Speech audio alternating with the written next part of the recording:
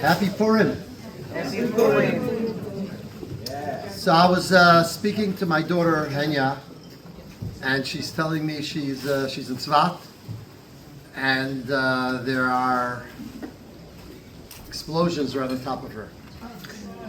And this is, of course, she's the one who told me, it was before it's on any of the WhatsApp groups, that Hezbollah has just entered the war, and they're shooting rockets from Lebanon, and she's, of course, up north at Tzvat, and she's hearing it right on top of her, and she's unfortunately having to go in and out and in and out.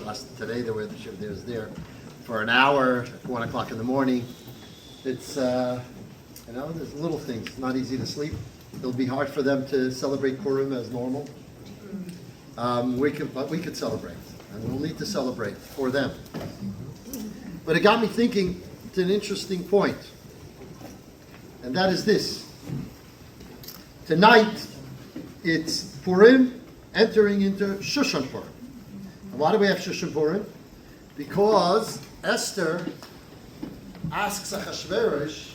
Achashverosh asks her, okay, tell me what's the report? How did it go? On the 13th of Adar, how did it go?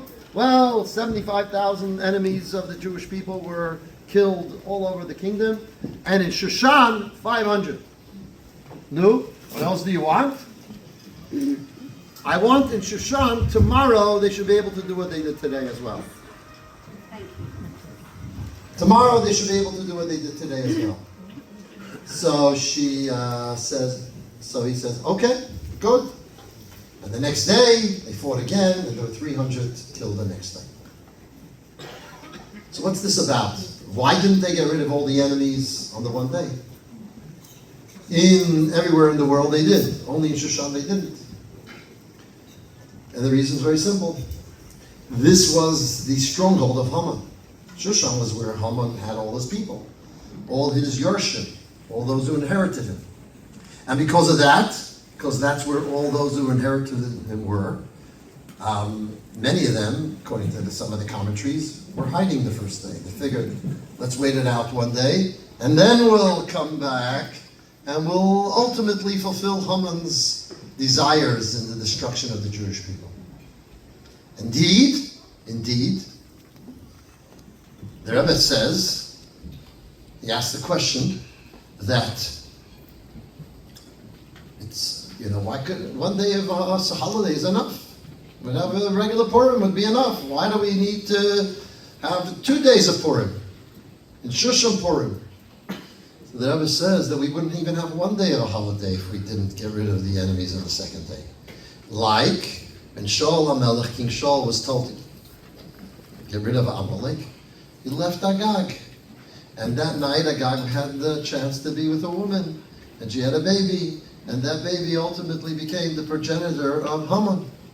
So the only reason we had Haman is because Shaul, the King Shaul, didn't finish the job. And the only reason, so therefore, the way the Rebbe put it is fascinating, is that Achashverosh, the Gemara says, the Talmud says, that Achashverosh is the same from the beginning to end. The same anti-Semite. It didn't change. It's just for a moment that he liked Esther and he was ready to listen to her. So it would have been brazen on Esther's part. She didn't say, you know what? Count your blessings. We got what we wanted. We were successful. We got rid of our enemies on the 13th of Adar. 500 here, 75,000 around the world. We did okay. I'm going to ask him for another day. What a chutzpah. How's he going to accept that? But Esther understood that to safeguard the Jewish people, you need to go until the end. You can't stop in the middle. And that's what reminded me that when Henya told me they're firing from Hezbollah because they didn't finish the job. Finish the job. You know when the last time they finished the job? In the West? The Second World War. Finished with Germany, finished with Japan, no problems. Korea, they didn't finish the job. So now North Korea has nuclear weapons, You got to finish the job. We hope that in this war now, they finish the job with Hezbollah. Finish the job with Hamas. Finish They finish the job with the son, the progenitors, those who come after, not the progenitors, the descendants of Haman. They finish the job. So let us all say, L'chaim,